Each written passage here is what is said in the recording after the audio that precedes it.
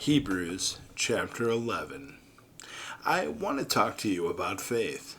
Not just the word or the idea, but the kind of faith that moves mountains, endures challenges, and shapes lives. You see, faith is more than a belief. It's a way of living, a way of seeing the world, and a way of trusting God even when the path ahead is unclear. Now, in this chapter, we get a powerful glimpse into what real living faith looks like. It's a chapter filled with stories of men and women who trusted God wholeheartedly, even when the odds were against them. And through their stories, we're invited to ask ourselves, what does it mean to live by faith today? So, what is faith? Well, let's start by how the chapter defines faith. It says, faith is the substance of things hoped for, the evidence of things not seen. Now, what does that mean? Think of it like this. Faith is the foundation beneath your hopes. It's the confidence that what God has promised will happen, even if you can't see it yet. It's like planting a seed and trusting that one day it will grow into a tree, even though you can't see the tree right away. Faith isn't just wishful thinking. It's trusting in God's promises so deeply that it changes how you live today. And here's the amazing part. This faith gives us a new perspective. It allows us to see God's hand at work in the world, even when others see nothing but chaos. The stories of faith. So the writer of Hebrews then gives us examples of people who lived this kind of faith. Let's talk about a few of them. Abel was the first example. His faith led him to offer a better sacrifice to God than his brother Cain. It wasn't about the gift itself. It was about Abel's heart. His faith showed in his willingness to give God his best. And what about us? Are we giving God our best, or are we holding back? Then there's Enoch, who walked so closely with God that he didn't even experience death. God just took him. Imagine living in such a way that your faith is a constant, daily relationship with God. Noah is another incredible example. God told him to build an ark because a flood was coming. Now, think about this. Noah had never seen rain before, let alone a flood. Could you imagine what his neighbors said? But Noah didn't let their opinion stop him. He trusted God and obeyed, and that obedience saved his family and preserved humanity. And then there's Abraham and Sarah, a couple who teach us about trusting God's timing. God promised Abraham that he would have as many descendants as the stars in the sky. But Abraham and Sarah were old, really old. It seemed impossible, yet they trusted God and he kept his promise. Now, these stories show us that faith isn't always easy. Sometimes it means stepping into the unknown, facing criticism, or waiting longer than we'd like. But faith assures us that God's promises are worth the wait. Living for eternity. Now, here's something powerful. These heroes of faith didn't see the fulfillment of all God's promises during their lifetimes, but they didn't give up. Why? Because they understood something crucial. They knew that they were part of a bigger story. They considered themselves foreigners and strangers on earth because their true home was in heaven. Now, this is such an important lesson for us. How often do we get caught up in the here and now? We chase success, comfort, and security, forgetting that this world is temporary.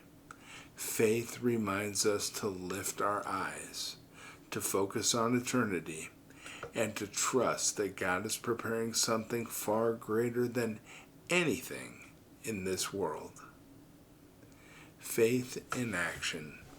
Faith isn't just about believing, it's about doing.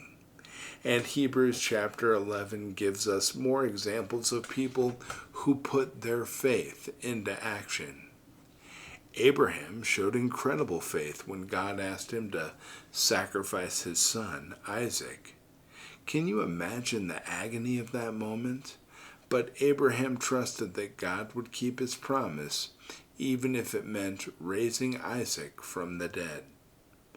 Moses could have stayed in Pharaoh's palace, living a life of luxury, but instead he chose to stand with God's people, even though it meant suffering. Why? Because he saw that God's reward was far greater than anything Egypt could offer. And then there's Rahab, a woman with a difficult past. She wasn't an Israelite. She wasn't someone you'd expect to find in the Faith Hall of Fame, but she believed in the power of the God of Israel, and her faith led her to protect his people. Because of that, she became part of God's story in an incredible way. And these examples remind us that faith isn't always comfortable. It often requires courage, sacrifice, and trust. But when we step out in faith, God shows up in ways we could never imagine. Faith that overcomes. So the chapter ends with a powerful truth. Faith doesn't always lead to earthly victories, but it always leads to something greater. Some of the people mentioned in Hebrews chapter 11 experienced miraculous deliverance, conquering kingdoms, shutting the mouth of lions, and escaping the sword. But others faced persecution, imprisonment, and even death. Does this mean their faith was weaker? Not at all. It means their faith wasn't tied to their circumstances. Their trust in God went beyond what they could see in this life, and because of that, they were commended by God. Faith doesn't mean everything will be easy, but it does mean that everything will have a purpose. It means trusting God without the outcome, even when it doesn't look the way we expect, because the outcome will eventually come. It's just God's timing.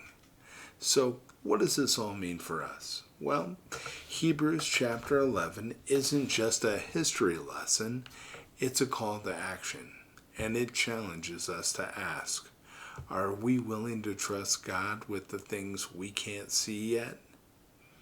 Are we living with eternity in mind, or are we focused on the temporary? And are we stepping out in faith even when it's uncomfortable or risky? You see, faith is the substance of things hoped for, the evidence of things not yet seen. It's the courage to say, God, I trust you, even when the path ahead is unclear. So today, I encourage you to take a step of faith. Trust God with your dreams, your struggles, your relationships, and your future. Know that He is faithful, and His promises never fail. As you live by faith, may your life be a testimony to the God who knows and works all things together for good. So, let us run with perseverance the race marked out for us, fixing our eyes on Jesus, the author and perfecter of our faith. Keep running, keep trusting, keep living by faith, because God has so much more in store for you. Now, before you leave today, I'd like to offer a prayer for the hopes, needs, and intentions that you're holding in your heart on this day. You ready? Here we go. I'll lead. Our Father, who art in heaven, hallowed be thy name. Thy kingdom come, thy will be done, on earth as it is in heaven. Give us this day our daily bread, and forgive us our trespasses, as we forgive those who trespass against us. And lead us not into temptation, but deliver us from evil. For thine is the kingdom, the power, and the glory, forever and ever. Amen. Amen. And that was beautiful, wasn't it? So, friends, don't forget, hug your family. They love you. I'll be back tomorrow to discuss Hebrews chapter 12. There's going to be lessons for us to discuss and learn, and we're all going to feel better as a result. I hope you have a beautiful day, friends. I'll talk to you tomorrow. Take care. Bye-bye.